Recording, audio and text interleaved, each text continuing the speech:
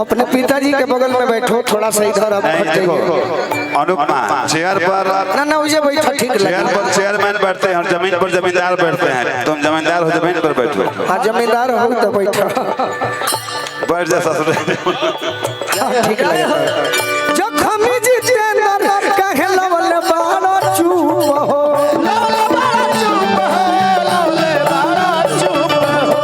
कामन सवतिया के खोलता रहू हो,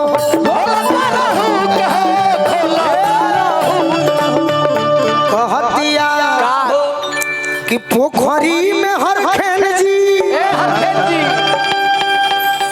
हमारा के जी ओले बाबू केने बड़े बड़े राम कुमार ठाकुर जी बाबूजी समाग्रह पर जी हमारा के जियावे में गोली लगला के बाद मैं अपन बिजनेस छोड़ के हमारा मैदान को दिहले।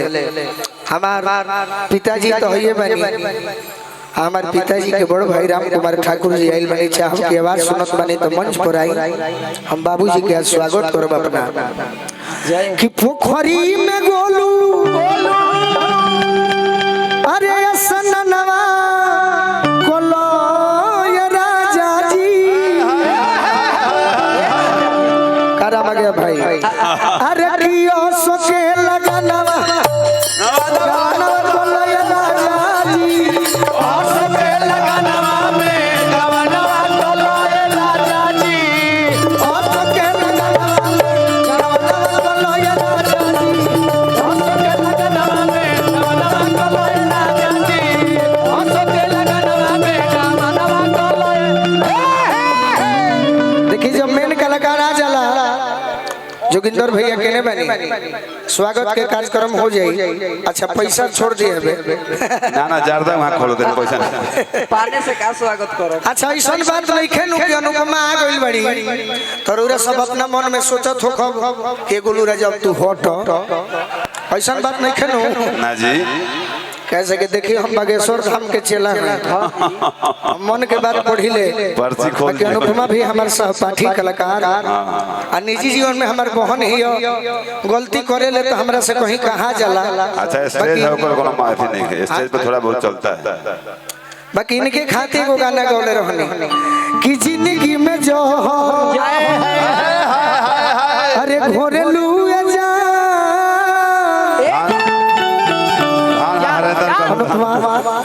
आवत हर स्वागत होई।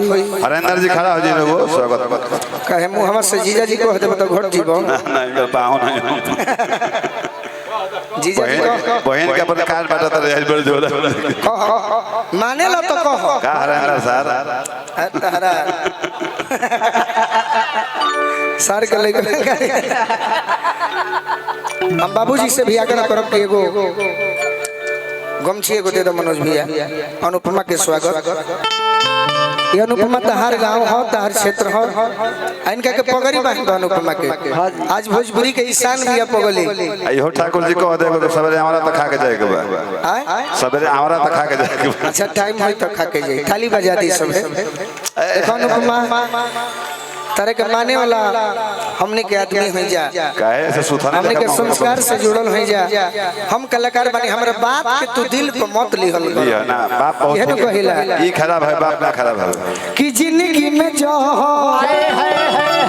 अरे घोरेलू जा तो अपना जनुआ के होई दिलवा काहे तोड़ेलू जा।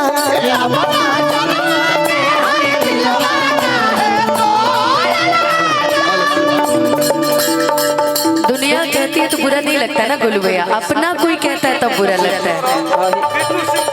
बिट्टू सिंह जी तरफ के बारे में दूसरा से नाता जोड़े लागे जा, ताली बजा दी स्वागत में जोड़े लागे जा कि अपना जनुआ के होई दिलवा काहे तोड़ेलू जा। अपना जनुआ के होई दिलवा काहे तोड़ेलू। कौन कारण तू करेलू बेवफाई, पूछला पर झूठो सचो देवेलू सफाई, पूछला पर झूठो सचो देवेलू सफाई, पूछला पर झूठो सचो देवेलू सफाई। सही में हमरा ना जननी का सूरज सूरजवा अतना बदल जइबुए हो हर जाई सोचल लगे करे जब फटी जाई सोचल लगे करे जब फटी जाई सोचल लगे करे जब फटी जाई अरे दोसरा के ओढ़नी ओढ़े लुए जा अपना जनुआ के होई दिलवा कहे तोड़े लुए जा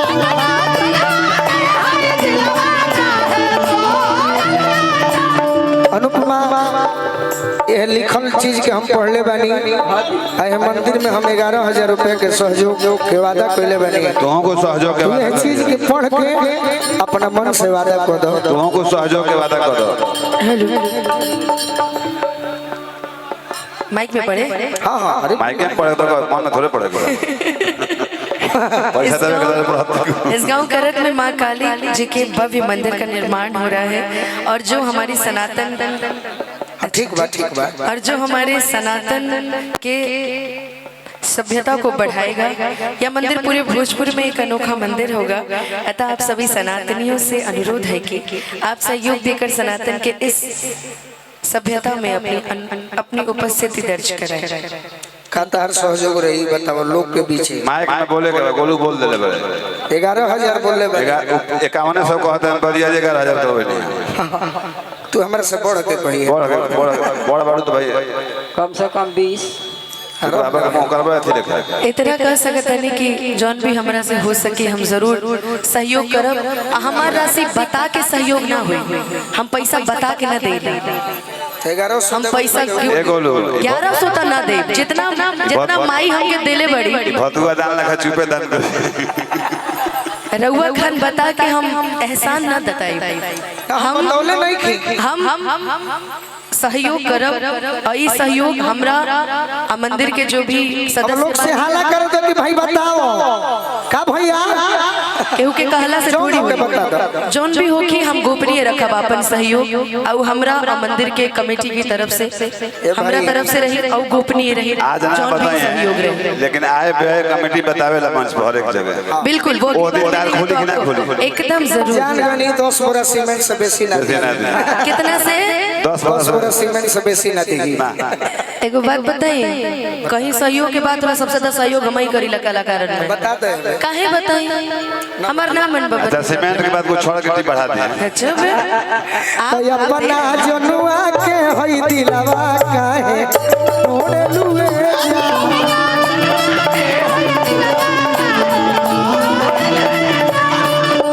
सहिल बुगो हम जइबू त जा ओई बुलवट के नकरी आई खा जा तोहर के 8,000 मिल जाई है दगा कइले बड़ा तू तो हमसे गोलू राजा जिंदगी में फिर रही है गोलू राजा जिंदगी में बड़ा गोलू राजा अरे के करा अरे छोड़े लुए जा छोटे बाबा के करनवा ये तो बाबूजी के सार होता है एकर फूफा है अरे छोड़ लिए जा अपना जनुआ के हई दिलवा तोड़े लुए